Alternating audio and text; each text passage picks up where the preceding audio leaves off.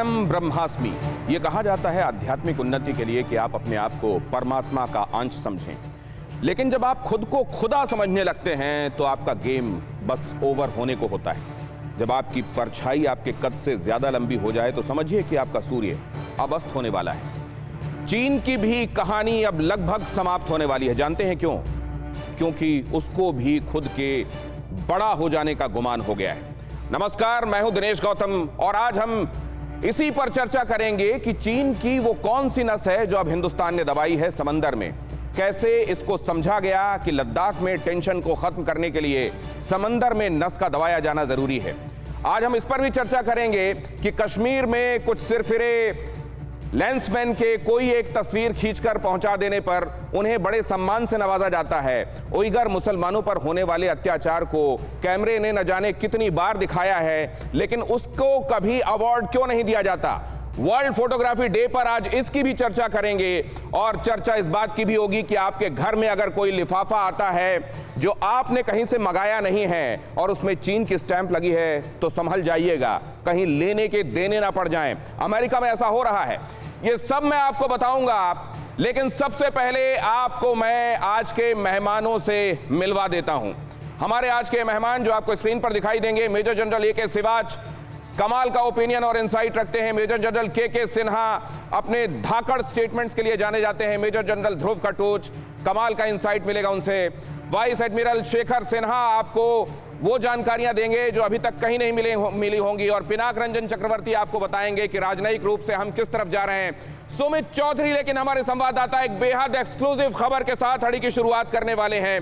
वो एक्सक्लूसिव खबर क्या है, सबसे पहले वही समझ लेना जरूरी है। असल में एलएसी पर चालबाज चीन को बहुत बड़ा झटका लगा है। भारत ने चीन की चाल को नाकामयाब किया है। डिसएंगेजमेंट में टाइम पेनल्टी क्लॉज को जोड़ा गया है। WMCC की बैठक में चीन की घेराबंदी की गई है और पहली बार भारत ने टाइम पेनल्टी की बात कही है। ये टाइम पेनल्टी क्या है और इसके होने से क्या असर पड़ेगा, ये इसी से चर्चा की शुरुआत करते हैं। Working mechanism consultation and coordination India China border, इसने तय किया है कि इसमें टाइम पेनल्टी को जोड़ा जाएगा। ये टाइम पेनल्टी क्या है सुमित, और एक आम आदमी इसको कैसे समझेगा? देखिए दिनेश, सबसे महत्वपूर्ण बात यह कि अब तक जितनी भी मीटिंग हुई डिसएंगेजमेंट को लेकर 14 जुलाई के बाद से, यानी पिछले एक महीने से ज्यादा का वक्त हो चुका है, कोई डिसएंगेजमेंट जमीनी तौर पर नहीं। और सारी बातें इस बात पर आके अड़ जाती है क्योंकि चीन कहता है कि जितना पीछे हम हटे उतना पीछे ही भारत भी हटे। यानी चीन का मकसद यह है कि भारत भी डिसएंगेजमेंट के उतने ही डिस्टेंस पे जाए। इसका फायदा चीन को यह होगा क्योंकि चीन उन इलाकों के अंदर फॉरवर्ड एरियाज में बहुत जल्दी पहुंच सकता है, उसकी इंफ्रास्ट्रक्चर बहुत ज्यादा डेवलप है। यही वजह है कि भारत ने भी अब एक ऐसा की पॉइंट रखा है जिसको हम टाइम पेनल्टी का नाम दिया गया है। यानी ऐसी मैकेनिज्म को तैयार करना ताकि चीन को भी उन फॉरवर्ड लोकेशंस में पहुंचने का उतना ही टाइम लगे जितना भारत को लगता है। चीन का सबसे बड़ा मकसद था कि वो भारत के इंफ्रास्ट्रक्चर कामों को रोके। नहीं, और समझाइए, ये एक बार में समझ में नहीं आया। ऐसे क्या फर्क पड़ेगा? पीछे अगर जाते हैं, हम पीछे जाते हैं और वो पीछे जाते हैं, मान लीजिए कि हमारे टेरेन की वजह से और हमारे यहाँ इंफ्रास्ट्रक्चर के उतने डेवलप नहीं होने की वजह से वो 2 किलोमीटर की दूरी तय करने में मान लीजिए हमको 2 दिन लगते हैं और उनको वही 2 किलोमीटर तय करने में उनको मान लीजिए 10 मिनट लगते हैं, तो ये टाइम पेनल्टी कैसे इसको सही करेगी? देखिए, ऐसा मैकेनिज्म दिनेश तैयार करना, क्योंकि आपका सवाल बहुत ठीक है कि आखिरकार ऐसा क्या था, क्योंकि अगर हम उन इलाकों में हट भी जाते उतना पीछा, तब भी डिसएंगेजमेंट का सारा फायदा चीन को ही होता। यानी आप मान के चलिए कि चीन के पास ये एडवांटेज हमेशा रहता कि वो कभी भी अपनी मोबिलाइजेशन दोबारा से उसी तरीके से कर सकता है। यही वजह है कि भारत ने अब time penalty, time bound penalty, यानी आप मान के चलिए कि आपके पास भी उतना ही समय रहेगा मोबिलाइजेशन करने का जितना चीन करे। चीन ने ये बात, जब एम्बेसडर लेवल की बातचीत चीन में हुई, चाइना में हुई, तो ये क्लॉज जुड़वा देने के बाद क्या चीन ने इसको एक्सेप्ट कर लिया है या ये भारत की तरफ से प्रपोजल लेवल पर है? अभी देखिए, WMCC की मीटिंग में कल ये चीजें रखी जाएंगी। अभी इसको लेकर भारत ने कई तैयारियां की और जब चीन के अंदर भारतीय राजदूत को बुलाया गया तो चीन ने कहा कि आप इन सब चीजों को छोड़िए, लेकिन दूसरे रिश्ते भारत और चीन के और बेहतर करें। लेकिन भारत का यह साफ संदेश था कि अगर सबसे पहले डिसएंगेजमेंट का पॉइंट ही डिस्कस होगा, उसी के मैकेनिज्म को तैयार किया जाएगा और अगर कल इन सब चीजों पे सहमति बनती है तभी आगे कोर कमांडर लेवल की मीटिंग भी होगी। अदरवाइज कोई मीटिंग का कोई यहाँ पर कमरे में हाथी बैठा हुआ हो और वो कह रहे हो कि झाड़ फनूस देखिए और हमारी तस्वीरें और हमारे गुलदस्ते देखिए। अरे पहले रिश्तों को तो तब ठीक किया जाएगा जब आप वहां बॉर्डर पर पीछे जाएंगे। मैं आपके पास आता हूं, लेकिन ये एक और अहम खबर अपने दर्शकों को बता दूं। चीन ने तिब्बत में जोरदार युद्धाभ्यास किया है। चीनी सैनिकों ने बम बरसाने का अभ्यास किया है। चीनी रॉकेट फोर्स ने भी लाइव फायर ड्रिल किया। अभी तक साउथ चाइना सी में यह चल रहा था, अब ये तिब्बत में भी चलने लगा है। भारत पर दबाव बनाने की कोशिश के लिए यह युद्धाभ्यास किया जा रहा है। दुनिया भर में घिर चुका चीन ये प्रोपेगेंडा कर रहा है और इस बार तिब्बत को उसने चुना है लाइव फायर ड्रिल के लिए। रॉकेट फोर्सेस को वहां पहुंचाकर बम बरसाने का अभ्यास किया गया है। और इससे पहले कि इन खबरों पर विस्तृत विवेचना के लिए मैं अपने मेहमानों के पास जाऊं, आज क्योंकि वर्ल्ड फोटोग्राफी डे है तो सबसे पहले आपको ले चलता हूं इन तस्वीरों की तरफ।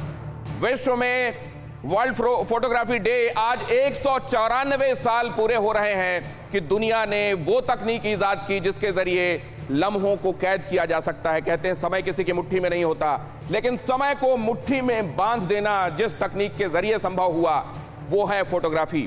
194 साल पहले आज ही के दिन इसकी शुरुआत हुई थी और पहली तस्वीर जब खींची गई तो उसमें 6 साल का वक्त लगा उसकी तैयारी में और 8 घंटे उस दिन की मशक्कत के बाद पहली तस्वीर खींची जा सकी थी।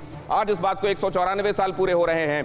तस्वीरों ने पूरी दुनिया में, कहते हैं pictures speak louder than words, और यह भी हमको देखने को मिलता है कि दे स्पीक इन वॉल्यूम्स।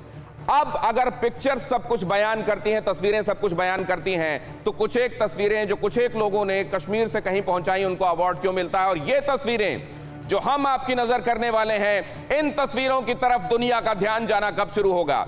अभी तक इन तस्वीरों की तरफ एक रस्म अदायगी क्यों हो रही है, औपचारिकता क्यों निभाई जा रही है? सुमित भी मेरे साथ आएंगे। सुमित, ये तस्वीरें उइगर मुसलमानों पर, कजाक मुसलमानों पर अत्याचार की ये तस्वीरें, करीब करीब 10 लाख से 20 लाख लोग डिटेंशन कैंपों में वोकेशनल ट्रेनिंग और री एजुकेशन के नाम पर रखे गए हैं। उनका ब्रेन वॉश किया जा रहा है और उनको कहा जा रहा है स्टेट पॉलिसी के नाम पर अब आप नास्तिक बनिए, आप मार्क्सवाद पर चलिए और निरीश्वरवादी हो जाइए। क्या काफिर होने का मतलब ये नहीं है कि आप किसी के भरोसे को, फेथ को खत्म कर रहे हो? और ये जो पूरी दुनिया में इस्लाम के झंडा बरदार हैं, उनको उइगर मुसलमानों पर होता है अत्याचार नजर क्यों नहीं आता? दिनेश, आपने इस प्रोग्राम की शुरुआत ऐसी तस्वीरों से की जो अब तक सामने नहीं आती थी या फिर उसके बारे में बात नहीं किया था। आज फोटोग्राफी डे है, इंटरनेशनल फोटोग्राफी, और ये सारी तस्वीरें अगर आप एक एक करके देखें तो आपको एक एक इस इंसान का दर्द इसमें झलकता। और मैं ये सोचता हूं कि इसमें किसी को पुलित्जर देने लायक क्यों नहीं समझा जाता? इसमें किसी के इन आंसुओं का मोल क्यों नहीं समझा जाता? देखिए, इस चीख पुकार का मोल क्यों नहीं समझा जाता? ये बरसते हुए लाठी डंडे क्यों दिखाई नहीं देते? ये छोटे से बच्चे की तरफ तनी हुई बंदूक क्यों नहीं दिखाई देती? ये महिलाएं और ये बच्चे, इनकी कराह क्यों नहीं सुनाई देती? क्यों नहीं इस तरफ ध्यान जा रहा दुनिया का? उनको भी नहीं नजर आते जो इसको लेकर इंटरनेशनल प्रोपेगेंडा बनाते हैं। पाकिस्तान मुस्लिम्स को लेकर, भारत के मुस्लिम्स को लेकर कितना बड़ा प्रोपेगेंडा तैयार करता है, लेकिन जब भी बात इनकी आती है, चीन की आती है, पाकिस्तान के मुंह से ऊ तक नहीं निकलती। और ये हम लगातार तस्वीरें इसीलिए दिखा रहे हैं दिनेश, ताकि वो लोग जो इसको लेकर प्रोपेगेंडा चलाते हैं वो समझ सकें कि आखिरकार कुछ और ऐसे इश्यूज भी हैं जिनको लेकर आप आवाज उठा सकते हैं। मैं ये सोचता हूं कि जब एक शिपमेंट पकड़ा जाता है जिसमें टनों के हिसाब से बाल हैं, वो बाल जो दाढ़ी के बाल हटाए गए, सिर के बाल हटाए गए और उनको ये कहा गया कि अब इस्लाम छोड़ो, और वो शिपमेंट भेजी जा रही तो उस शिपमेंट को पकड़ा गया। मतलब कितने बड़े लेवल पर यह हो रहा होगा कि टनों के हिसाब से किसी के बालों का वजन हो जाए, और वहां पर अगर इतने बड़े मास लेवल पर यह सब हो रहा है और दुनिया इस पर चुप है, तो क्या यह जायज है? अमेरिका जो कर रहा है वो ठीक है, कर रहा है, लेकिन कई जगहों पर आपको यह नहीं लगता कि वो सिर्फ रस्म अदायगी है? पाकिस्तान जो इस्लाम के बारे में इतनी बात करता है, वो कश्मीर के से खुद को इसीलिए जोड़ता है कि वहां इस्लाम के मानने वाले हैं। क्या उइगर नहीं दिखाई देते उसको? तभी तो हम कहते हैं कि पाकिस्तान का सारा प्रोपेगेंडा एक फेक प्रोपेगेंडा है। और ये तस्वीरें जिन्होंने ली होंगी या रिलीज की होंगी दिनेश, उनकी भी बहुत बड़ी काबिलियत, क्योंकि आज के समय में चीन की असलियत अब हम अपने दर्शकों को दिखा रहे हैं या फिर ये तस्वीरें साझा कर रहे हैं इंटरनेशनल फोटोग्राफी डे पे। तो ये बहुत इंपॉर्टेंट है कि आप ये समझिए कि क्या हालत है मिनॉरिटीज की, खास तौर पर चीन जैसे देश के अंदर। वहां तो आप तस्वीरें छोड़िए, लोगों की आवाजें किस तरीके से बंद कर दी जाती हैं वो हम सब जानते हैं। ईस्ट तुर्किस्तान के नाम पर जो यहां आंदोलन चला उसको बेदर्दी के साथ कुचल दिया गया। आप जानते हैं कजाकिस्तान, किर्गिस्तान, मंगोलिया, तिब्बत, इन सब का हिस्सा लेकर शिनजियांग बनाया गया है और इसीलिए यह चीन का सबसे बड़ा प्रांत है। और वहां की जो सबसे बड़ी आबादी थी, 95% उइगर थे वहां, वो सिर्फ 45% बचे हैं और अब केवल 90 लाख से करोड़ के आसपास की उनकी आबादी बची है। ये क्या जीनोसाइड नहीं है? क्या ये मास लेवल पर लोगों का मर्डर नहीं है? क्या ये दुनिया को दिखाई दे रहा है? आइए इसी से चर्चा की शुरुआत करते हैं। ये तस्वीरें जो हमने देखी, ये दहला देने वाली तस्वीरें हैं, लेकिन क्या कश्मीर से गई कुछ एक तस्वीरों को एक इंस्टीट्यूट एक अवार्ड देता है और दुनिया में उसकी चर्चा की जाती है? क्या यह प्रोपेगेंडा नहीं है, ध्रुव कटोच साहब? ये बिल्कुल सही कहा आपने, ये एक बहुत बड़ा प्रोपेगेंडा है और चलाया जा रहा है। अभी आप इसमें दो चीजें देखिए। जहां तक भारत की बात है, जिस प्रकार से भारत के तमाम भारतवासी किसी भी धर्म के हो, बेशक वो मुसलमान हो या कोई और दूसरे धर्म के हो, जितनी आजादी भारत में है वहां पर किसी देश में नहीं है। जहां तक मुसलमानों की अगर बात ही करें तो जिस प्रकार से भारत में जो मुसलमान रहते हैं उस आजादी के साथ कोई भी देश जो मुसलमान देश भी है वो उस आजादी के साथ नहीं रहते हैं। और भारत में बेशक कोई जिस प्रकार का भी धर्म वो अपनाता है उसमें यहाँ वो अलग अलग देखते नहीं है, लेकिन फिर भी प्रोपेगेंडा चलाया जाता है। अभी आप चीन की बात देखिए, अभी चीन में क्या हुआ है कि और मुझको ये लगता है ध्रुव साहब, मैं आपके पास लौटता हूं, ये सिवाज साहब के पास लेकर ये सवाल मैं जाना चाहता हूं। सिवाज साहब, जो मुल्क ऐसा कर रहा हो उससे 1 रुपए लेना भी पाकिस्तान के लिए हराम क्यों नहीं है सर?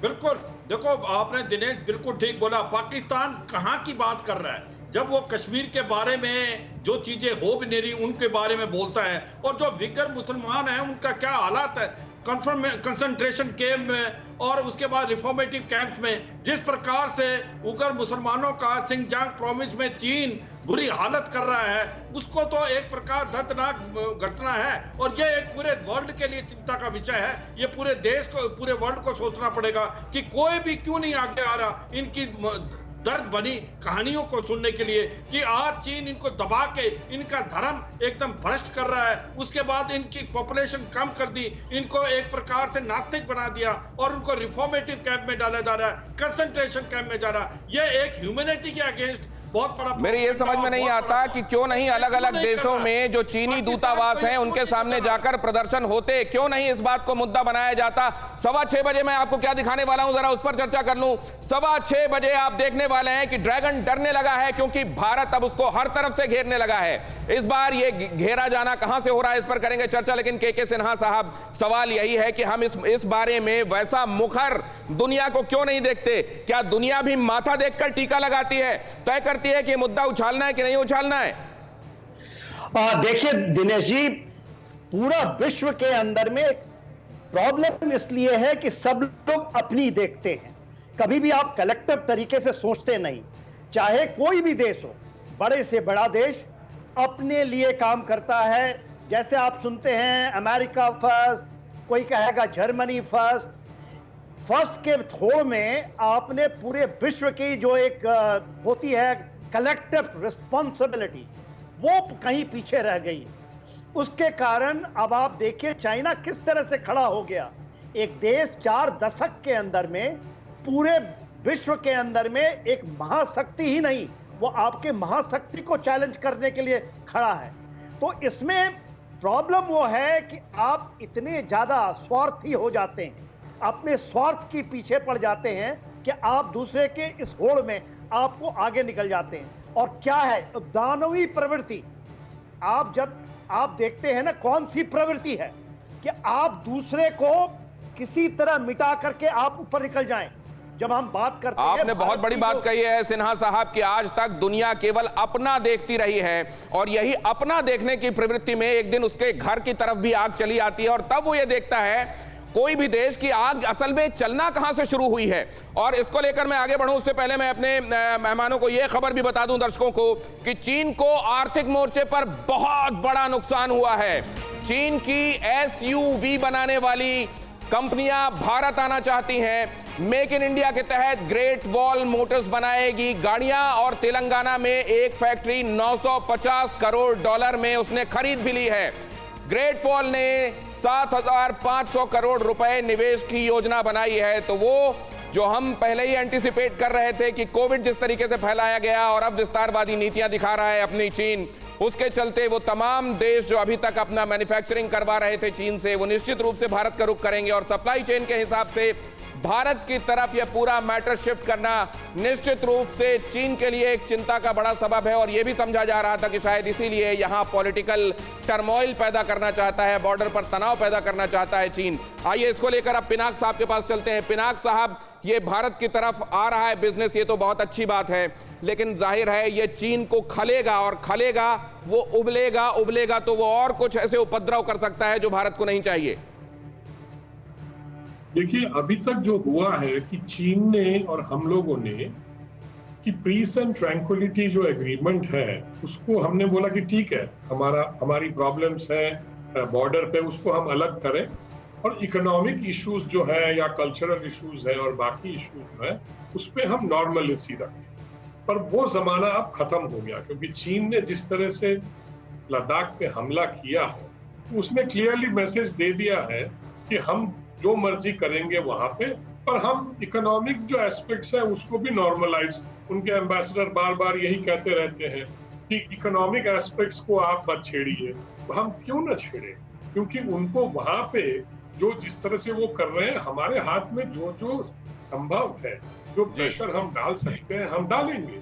ये तो बात सही है और इसी तरह से आगे भी काम होगा। अब वो जमाना खत्म कि पीस एंड ट्रैंक्विलिटी बॉर्डर में हम मेंटेन करेंगे और इकोनॉमिक एस्पेक्ट में चाइना फायदा उठाता रहेगा, वो खत्म हो गया जमाना।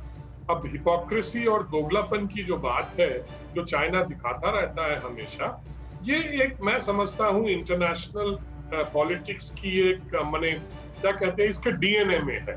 सब लोग अपना अपना इंटरनेशनल पॉलिटिक्स की ये अदा चीन के डीएनए में है कि वो हिपोक्रेसी करता है, कहता कुछ और है, करता कुछ और। मैं आता हूं पिनाक साहब आपके पास, मैं एडमिरल साहब के पास जाऊंगा। वाइस एडमिरल शेखर सिन्हा हमारे साथ जुड़े हुए हैं, लेकिन उससे पहले मैं आपको ये बता दूं कि 6:30 बजे आज हम क्या दिखाने वाले हैं। 6:30 बजे आप ये देखेंगे कि आपके घर में अगर कोई पार्सल आ रहा है और उसमें चाइना के स्टैंप लगी हुई है तो बहुत सावधान रहिएगा। अमेरिका के बहुत सारे लोग इस बात से परेशान हैं और वहां एडवाइजरी जारी की गई है कि कोई भी ऐसा कुरियर अगर आपके पास पहुंचता है तो उसको मत खोलिए। हो सकता है कि इसमें जैविक हथियार का कोई तरीका हो सकता है इसके जरिए आपको नुकसान पहुंचाने की कोई साजिश चल रही हो। लिहाजा वो पूरी खबर क्या है मैं आपको बताऊंगा, लेकिन उससे पहले एडमिरल साहब के पास जाऊं, आपको यह खबर दिखाता हूं। सुमित, आपको भी आमंत्रित करता हूं क्योंकि ये आपकी ही खबर है जो सुमित ब्रेक कर रहे हैं अभी इस वक्त। और यहां पर क्या विशेष होने वाला है, क्योंकि आज आप पूरे दिन देखते रहे कि नेवल कमांडर्स की बैठक चल रही थी, उसमें कुछ एक चीजें तय हुई हैं। वो चीजें क्या हैं ये हम आपको दिखाएंगे और पहली बार क्या हो रहा है, पहली बार क्या तय किया गया है वो सुमित आपको बताएंगे। और ये एक्सक्लूसिव ब्रेकिंग न्यूज आप सिर्फ अड़ी में इस वक्त यहां देखेंगे। सबसे पहले ये देखते हैं कि आज हुआ क्या है। सुमित, आज हुआ क्या? देखिए, आज कमांडर लेवल की मीटिंग थी जिसमें खुद रक्षा मंत्री पहुंचे, सीडीएस पहली बार नेवी की कमांडर लेवल कॉन्फ्रेंस में पहुंचे। और ये इसलिए जरूरी है दिनेश कि आप मान के चलिए कि ये जरूरतें क्या हैं इस समय जो चैलेंजिंग सिचुएशन है उसमें, ना सिर्फ हमारी जरूरतें क्या हैं, इसके अलावा सबसे महत्वपूर्ण बात ये कि आने वाले वक्त में हम किस तरीके से तैयार रह सकते हैं, इन सभी चीजों को लेकर डिस्कशन हुआ। और कोविड के समय यानी जब कोरोना का वायरस चल रहा था चीन की तरफ से, सब उसी समय चीन की तरफ से हमारी जमीन पर और समंदर में क्या थ्रेट परसेप्शन बनाया गया, उनको लेकर क्या तैयारियां हैं, इन सभी चीजों पर दिनेश बातचीत। तो पहले क्या किस लेवल पर हम लोग रहते थे, समंदर में हमारी तैयारी क्या थी? रफेल वाले दिन हमने देखा आईएनएस कोलकाता के साथ बातचीत हुई और कुछ एक मैसेजेस एक्सचेंज हुए, तो ऐसा तो नहीं है कि समंदर की निगहबानी हम नहीं कर रहे थे। अब क्या हुआ है, किस तरीके से हमने इसको अगले लेवल तक पहुंचाया है और अब कैसे फर्क आएगा पूरे सिनेरियो में, जरा वो समझाइए। देखिए, सबसे पहली बात यह कि प्रधानमंत्री मोदी ने ऑपरेशन, आपको याद होगा, एक सागर चला रखा जिसका मकसद है ऑपरेशन सागर। इसका मकसद है कि पूरे रीजन की सिक्योरिटी और इसमें किसी तरीके की मदद हम अपने पड़ोसी मुल्कों को दे सके, उसके लिए भारत ने अपनी डिप्लॉयमेंट, लेकिन ये डिप्लॉयमेंट भारत की सिक्योरिटी के लिए भी है। आप ईमान के चलिए, सबसे पहले अगर आप देखें ओमान की खाड़ी, यानी ये वो इलाके हैं जहां से लगातार यहाँ आपका ग्वादर पोर्ट और आपका चाबार पोर्ट, जहां पर चीन लगातार चाबार पोर्ट पर नहीं, तो ये तो जो आप दिखा रहे हैं ये स्ट्रेट ऑफ हॉर्मुज है और यहीं से तो तेल निकलता है, तेल चलकर बाकी देशों में पहुंचता है जिसमें चीन भी है। बिल्कुल, और चीन का मकसद यहाँ पर ना सिर्फ तेल का अपना डिप्लॉयमेंट एक्सपोर्ट करना बल्कि इन्हीं रास्तों में वो सर्वेलेंस भी करता है। आपको याद होगा कि कई बार ऐसी खबरें आई कि चीन की सबमरीन्स इंडियन ओशियंस के आसपास दिखी गई, वो लगातार इन इलाकों के अंदर अपनी जो जासूसी है। उसने अपना भी तो काउंटर किया हुआ है, उसने बिल्कुल। जिबूती में बेस बनाया हुआ है, जिबूती उसने में चाबहार को अपने कब्जे में एक तरीके से करने की कोशिश की। उसका बिल्कुल पिट्ठू है, इधर हमबन तोता हम बताते हैं। अब अगर आप ये शिप देख रहे हो और ये ऊपर जो एयरक्राफ्ट ये भारतीय शिप्स हैं, ये निश्चित तौर पर ये हमारी डिप्लॉयमेंट है। तो ये अरब सागर में भारत ने अपना डिप्लॉयमेंट कर ये दिया। हम सांकेतिक रूप से बता रहे हैं कि भारत की डिप्लॉयमेंट इन सभी आप बता रहे हैं कि पासेस जो हैं, वाटर पासेस, इन्हीं पासेस के आसपास हमने डिप्लॉयमेंट ये सबमरीन भी दिखाई दे रही है। सबमरीन इसलिए होती है ताकि अगर कोई शिप कुछ हमारे भारतीय इलाकों में घुसने की कोशिश करे या फिर कुछ करे तो वो उसको ये हंट कर सकते हैं। और सबसे इंपॉर्टेंट बात ये कि अगर आप लगातार हमारे इस एयरक्राफ्ट को देख रहे हैं, ये सर्विलेंस के लिए P-8I हम इसको कह सकते हैं। आपको याद होगा कि डोकलम के दौरान भी और खासतौर पे तिब्बत हमारे जो खासतौर पे जो विवाद चल रहा है ईस्टर्न लद्दाख में, उसमें भी P-8I का इस्तेमाल किया गया। तो P-8I तो का आपने इसमें जो सिर्फ और सिर्फ ये जो आपने इसमें हर एक चीज को ईयर मार्क किया हुआ है, मसलन आपने ओमान की खाड़ी बताया, इसलिए बताया क्योंकि आप ये बता रहे हैं कि वहां से आने वाला जो ईंधन है उसको यहां से मलक्का स्ट्रेट से आगे पहुंचाया जाता है। ये है मलक्का का जलडमरू, यहां से वो जाता है साउथ चाइना सी के जरिए चाइना में। दिनेश मोटे मोटे 5 से 6 पॉइंट्स या 5 से 6 पासेस आपने ओमान की खाड़ी देख लिया, आपने अदन की खाड़ी देख लिया। अब आप यहां पर अगर आप जाएं अंडमान के आसपास तो यहां पर आपका साउथ डेप्थ है, सेंट्रल डेप्थ है, ये दो इलाके। इसके अलावा आप आगे और जाए मलक्का स्ट्रेट और ये तो वो जगह हो गई ना डिएगो गार्सिया जहां अमेरिका ने अपने बॉम्बर्स तैनात किए हैं। बॉम्बर्स और मालदीव्स के इलाकों के आसपास भी आपको याद होगा, मालदीव्स को भी एक तरीके से अपने अपने अपने कब्जे में लेने की कोशिश चीन लगातार करता है। तो ताकि ये पहले क्या था जिसको फोर्टिफाई किया गया है, पहले से क्या फर्क है? देखिए अब पहले से फर्क यह है कि डिप्लॉयमेंट अगर आप देखें इस तरफ मलक्का स्ट्रेट, सुंदा स्ट्रेट, सबसे इंपॉर्टेंट बात ये दिनेश, ये इलाके जो हैं यहां पर हमारी डिप्लॉयमेंट कैसी रहेगी, क्योंकि अगर आपने ये 4 से 5 पॉइंट्स को सिक्योर कर लिया या फिर आप पेट्रोलिंग करते हैं लेकिन आपने अपनी डिप्लॉयमेंट अगर अच्छी रखी तो चीन यहाँ इनका तो दोनों का महत्व जो कल और इसके पहले के हमारे अड़ी के अंक में हमने समझा था कि वो ये देखिए यहाँ पर जो मलक्का स्ट्रेट है यहाँ से तो ईंधन के जहाज जाते हैं, क्योंकि ये गहरा है, शैलो नहीं है, इसलिए इसके मुकाबले थोड़ा कम रिस्की है। ये थोड़ा सा शैलो है, ये जो सुंदा स्ट्रेट है और लैम्बोक है। लेकिन सुंदा स्ट्रेट ही वो जगह है जहां से चीन ने तब जबकि मालदीव के साथ तनाव गहराया था तब चीन ने अपने जहाजों को यहां मालदीव के पास भेजकर यह बताने की कोशिश की थी कि भारत इसमें हस्तक्षेप ना करे। अगर आप देखें, आपने बताया कि लैम्बोक से अगर मूवमेंट होती है तो उसको घूमकर नीचे से ऊपर आना पड़ेगा। और आप जब एक इकोनॉमिक पॉइंट की बात करते हैं, अपनी चीजों की बात, तो आपके लिए ये बर्डन बहुत इंपॉर्टेंट होता है क्योंकि आपका टाइम टेकिंग तो होगा ही। अब ये बताइए आपने अड़ी के लिए वो कौन सी इंफॉर्मेशन है जो एक्सक्लूसिव रखी? देखिए सुंदा स्ट्रेट की हम बात कर रहे हैं, हमारी डिप्लॉयमेंट सब जगह है, मैं आपको बता सकता हूं। अब इस पॉइंट पे क्योंकि चीन को पता है कि जो आपका जो पूरा इलाका है खासतौर पर ये मलक्का स्टेट का, यहाँ पर भारत की डिप्लॉयमेंट है, तो चीन इन रास्तों को भी इस्तेमाल कर सकता है। तो भारत की डिप्लॉयमेंट मतलब कैसी हो, पहली बार क्या निगाहबानी में लाई गई है? नहीं पहली बार नहीं दिनेश, बहुत पहले से है, लेकिन इस पॉइंट को भी और ज्यादा मजबूत करने की बात, अपने किले को और ज्यादा मजबूत किया जा रहा है, क्योंकि ये कहा जाता है कि समंदर पर जो राज करेगा उसी का झंडा लैंड पर भी जमीन पर भी फहराएगा। तो आइए इसको समझने की कोशिश करते हैं वाइस एडमिरल शेखर सिन्हा साहब से। शेखर सिन्हा साहब, सिनेरियो में क्या तब्दीली है? हमने सुमित की जुबानी समझा, अब आप एक्सपर्ट जरा हमको समझाएं क्या फर्क आएगा समंदर में पहले हमारी ताकत और अब? दिनेश, अभी जो सुमित ने कहा वो बहुत सही कहा है, और सिर्फ एक वर्ड कहूंगा मैं, विनाश काले विपरीत बुद्धि। तो वो जो विपरीत बुद्धि अभी आप जिसकी बात कर रहे थे अभी तक, वो विनाश की तरफ इशारा करता है। हमारी नेवी का डिप्लॉयमेंट जो है उसे MSD कहते हैं, MBD, mission based deployment, MBD। और उसका मतलब ये है कि जितने भी चोक पॉइंट्स हैं हिंद महासागर में, मलक्का स्ट्रेट ले लीजिए, सुंडा ले लीजिए, लंबोक ले लीजिए, या फिर इधर गल्फ ऑफ एडन ले लीजिए, उन सब जगह में हमारी निगरानी या तो शिप से या सबमरीन से या फिर एयरक्राफ्ट से, इन तीनों से हमारी निगरानी जो है वो 24/7 है। तो जो कोई भी जहाज या कोई भी सबमरीन, शेखर साहब, एक क्यूरियोसिटी मेरी है, मैं आपसे समझना चाहता हूं कि ये कहा जा रहा है कि अगर हमने अंडमान निकोबार में जो हमारी तैनाती है उसके जरिए अगर हमने मलक्का को चोक कर दिया तो ईंधन का एक तरीके से वहां पर जो सप्लाई है चीन में वो ठप हो जाएगी। लेकिन हमको पहले ये प्रीएम्प्ट करना पड़ेगा कि इस मूव का काउंटर क्या होगा चाइना की तरफ से। अगर सुंदा, लैम्बोक और हम मलक्का को चोक करते हैं तो आपको क्या लगता है चाइना क्या करेगा इसके रिटेलिएशन में?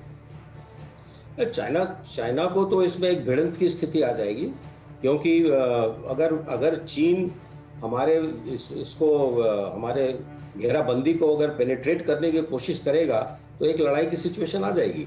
और उससे पहले कि ये लड़ाई हो, मेरा ख्याल है कि वो चीन अपने डिप्लोमेटिक एफर्ट्स लगाएगा, क्योंकि उस रास्ते से और देशों के भी ईंधन जाते हैं, लेकिन उसका भी एक तरीका है। हमारा एक मैरीटाइम डोमेन अवेयरनेस है जो बहुत स्ट्रांग है, और उससे हमेशा हर शिप की स्थिति कहाँ पर है, कौन पोजीशन क्या है, उसका हमें पता रहता है। तो हम सिलेक्टिव होकर ही सिर्फ उनके शिप्स को ही रोकने की कोशिश करेंगे और उनसे चीन से कहेंगे भाई आप देखिए, ये अगर आप हमारे सीमा पर अगर आप विवाद को नहीं करते हैं, सुलझ नहीं करते हैं, तो आपको हम यहाँ भी रोक सकते हैं, जो आपकी आर्थिक स्थिति के लिए बहुत महंगा पड़ेगा। चीन को यह सब बहुत महंगा पड़ेगा। जब नाश मनुष्य पर छाता है, पहले विवेक मर जाता है, और विवेक चीन का मर चुका है इसमें, और वो कितने और सबूत देगा। बहरहाल एक अहम खबर मैं आपको बता दूं, उसके बाद अगले मेहमानों को रुख करता हूं। पाकिस्तान के प्रधानमंत्री को चीन से बेहद प्यार है। चीन के साथ पाकिस्तान के संबंध घनिष्ठ हैं, इमरान खान बोलते हैं। चीन को भी पाकिस्तान की बेहद जरूरत है, यह कहा है इमरान खान ने। भारत के खिलाफ साजिश का इमरान ने किया है इशारा। भारत के खिलाफ साजिश हो रही है, लेकिन इसका सिर्फ इशारा। अपने आप को चीन के लिए और चीन को अपने आप के लिए बहुत जरूरी बताया और बहुत गुणगान किया है चीन का इमरान खान ने। और इसके अलावा उनके पास कोई चारा भी नहीं है। जब कटोरा हाथ में हो तो फिर जाहिर है खैरात देने वाले को ये कहा जाता है कि उसको सवाब मिलेगा। लेकिन अब इसके बीच में हम सिवाज साहब का रुख करना चाहते हैं। सिवाज साहब, जरा हमको अब ये समझाइए कि जब जापान, जब ऑस्ट्रेलिया, जब अमेरिका और ये क्वाड जब हिंदुस्तान के साथ बन रहा है, अब क्या वो स्थिति आ गई है और क्या वो वक्त आ गया है, यही अपॉर्चुन टाइम है क्या कि अब चोक कर दिया जाए इन स्टेट्स को और देखा जाए अब आगे क्या होता है?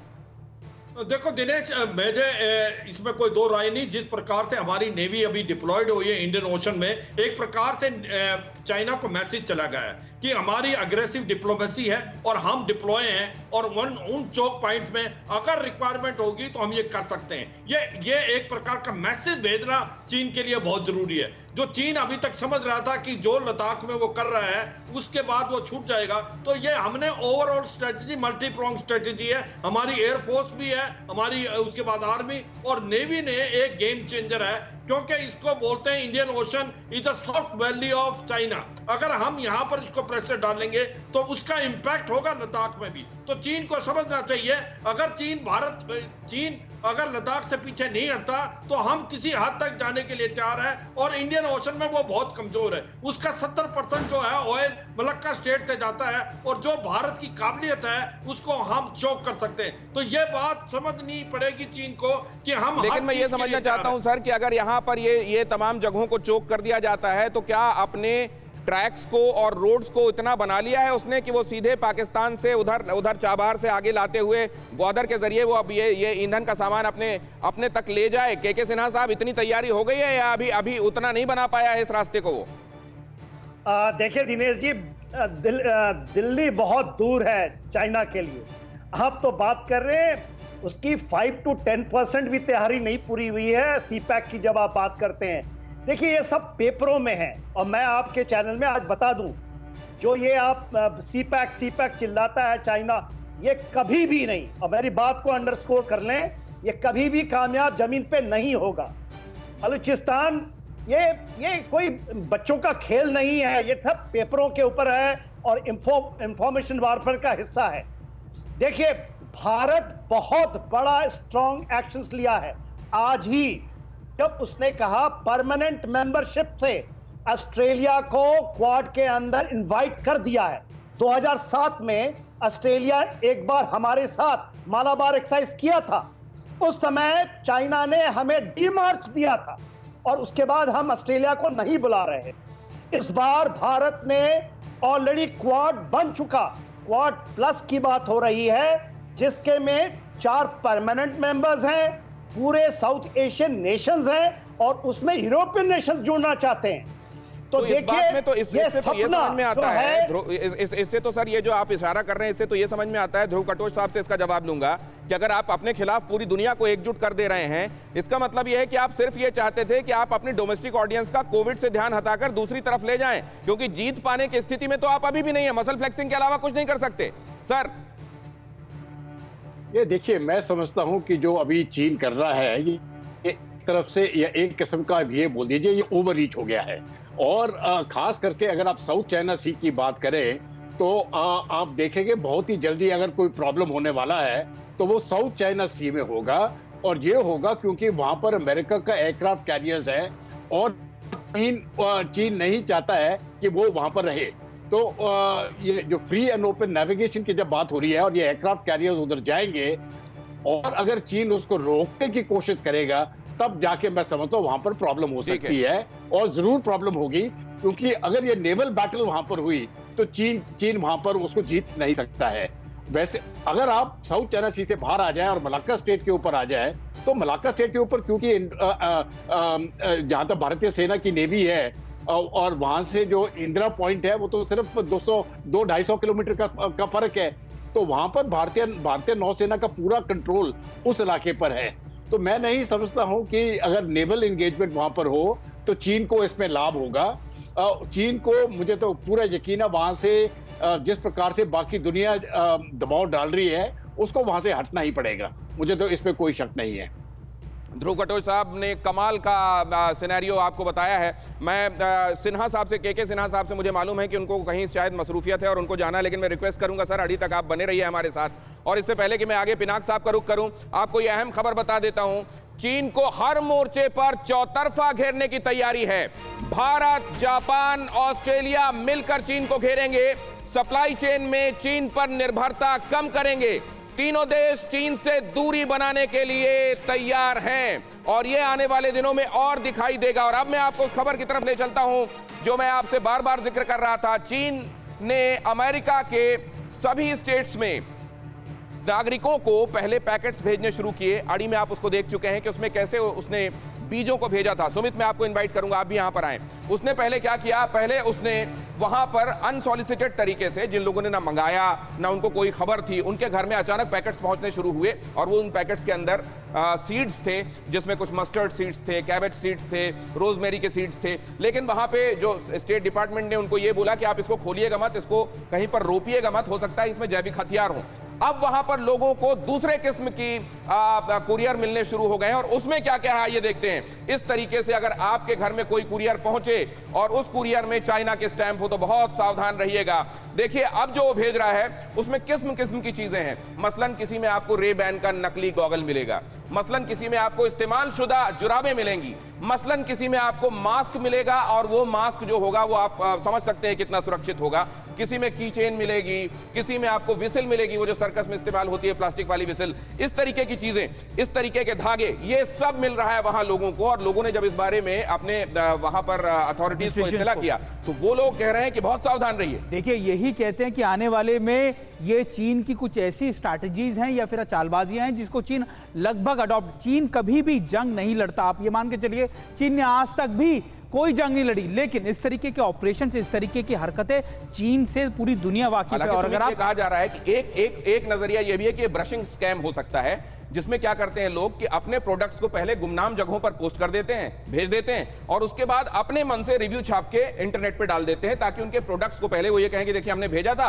और ये रिव्यूज आए। लेकिन मुझे नहीं लगता कि चाइना के प्रोडक्ट्स को इस तरह के रिव्यूज की अमेरिका से जरूरत है। अमेरिका से जरूरत है। देखिए अमेरिका हर कंट्री के अंदर, आप मान के चलिए दिनेश, चाइना ने अपनी पैठ बना ली है सामान को लेकर, लेकिन अब उस सामानों की या फिर चीनी कंपनियों की क्या दुर्दशा या फिर किस तरीके की उनकी आप कह सकते हैं इमेज हो गई है कि आज के समय कोई भी देश, कोई भी मुल्क, कोई भी शख्स उन पर एतबार करने के लिए चाइना का माल तो अगर आपको दुकानों में मिलता है आप नहीं खरीदते हैं। चाइना के माल चल गया तो रात चांद तक नहीं तो रात तक वाला कहलाता है। और ऐसे में इस तरीके से अगर आपके पास भेजा जाए तो ये तो कोड़ में खाज हो गई। अब मैं अपने मेहमानों के पास चलता हूं और उसके बाद आपके सवाल और टिप्पणियां लूंगा।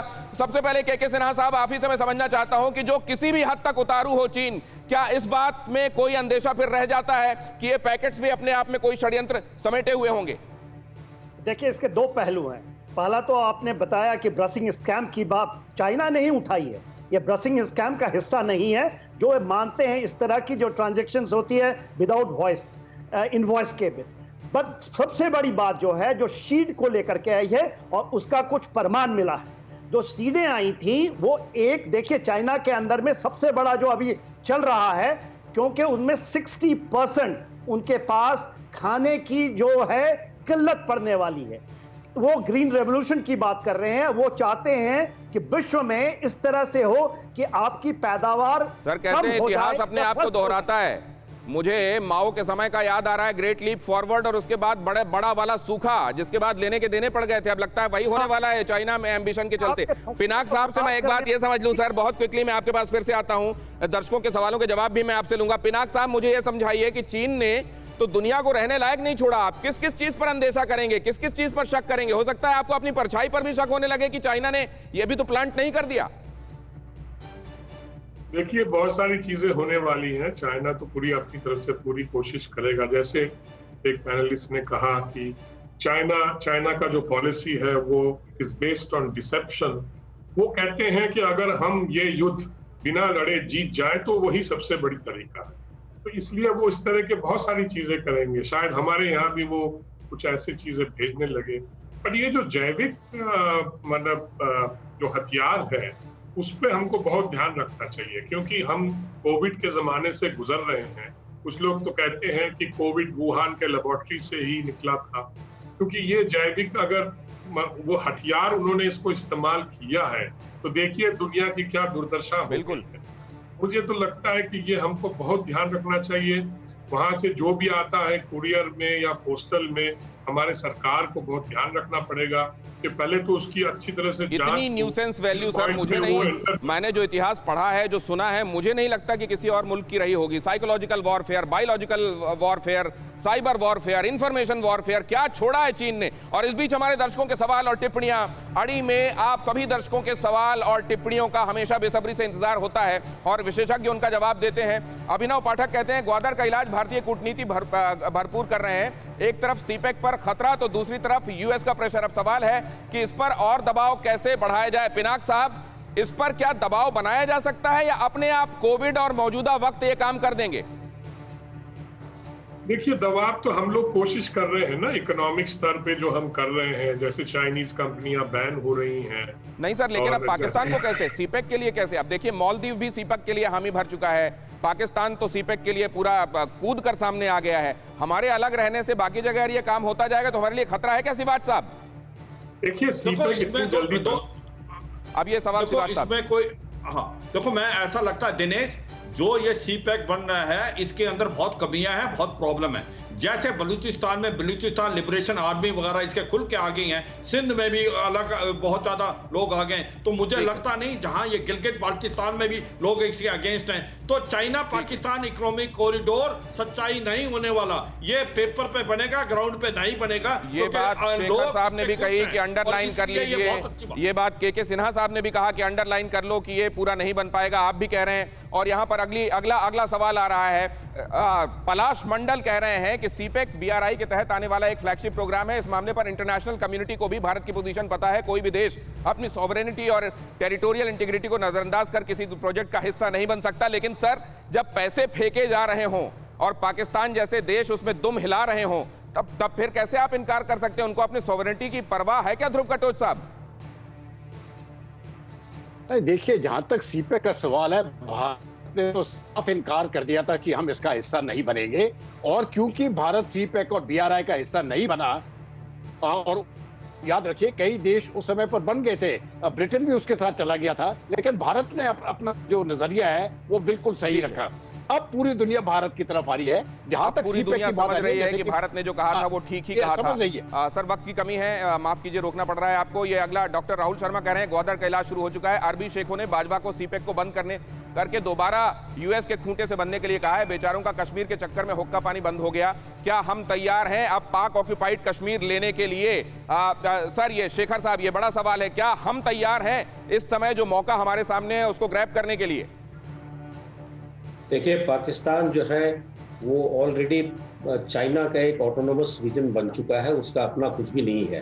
तो जहां भी हम अपने चाइनीज इंटरेस्ट को जहां भी हर्ट करेंगे, वहां पे चाइना जो है वो जरूर कूद पड़ेगा इसके अंदर।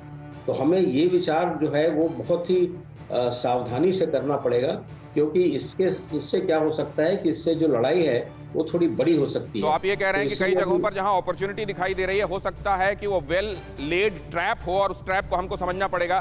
शेखर साहब, सिन्हा साहब, आपसे एक कंक्लूसिव रिमार्क मैं चाहता हूं। सर, ये तनाव और कितने दिनों तक खिंचता हुआ देखते हैं आप? बहुत लंबा, और मैं मानता हूं कि भारत को जानबूझकर और लंबा खींचना है। देखिए ये बार बार नहीं हो सकता। आप डोकलाम के बाद कर लीजिए, बोलिए सब 73 डेज, और इसको 150 दिन के बाद खत्म करके, ये परमानेंट इलाज होगा। तो आप ये कह रहे हैं कि यकीन अगर दिलाता तनाव हूं। चीन की तरफ से खत्म होता दिखाई भी दे तो हमको इसमें इलाज की तरफ ले जाना चाहिए और तब हमें खत्म उसको करना चाहिए। escalate बहुत करना धन्यवाद है। आप सभी मेहमानों का सर, आज अड़ी में हमारे साथ जुड़ने के लिए। परस्य पीड़या लब्धम धर्मस्योल्लंघनेन च आत्माव मान संप्राप्तम न धनम तत्सुखाय वै। चालबाज नहीं है पर चाल समझ में आती है। दुनिया के दिल को जीतेंगे, ये संकल्प हमारी थाती है। अड़ी, क्योंकि हमें है देश की।